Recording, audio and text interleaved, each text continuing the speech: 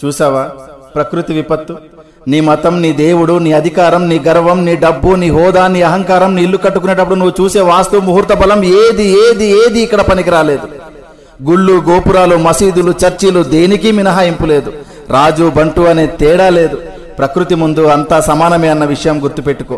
వాస్తవానికి ఒక పేదవాడు ఇల్లు కూలితే మహా అయితే చిన్న చిన్న గాయాలు మాత్రమే. అదే ధనవంతుడు ఇల్లు కూలితే కనీసం శవం కూడా దొరకదు. ఇది గుర్తుపెట్టుకో.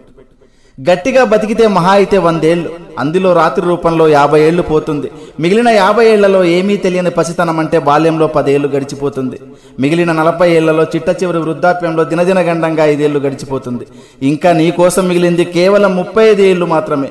ఈ 35 ఏళ్లలోనే నీ చదువు, నీ సంపాదన, నీ కుటుంబ బాధ్యత, బంధాలు, బంధుత్వాలు అన్నీ చూసుకోవాలి.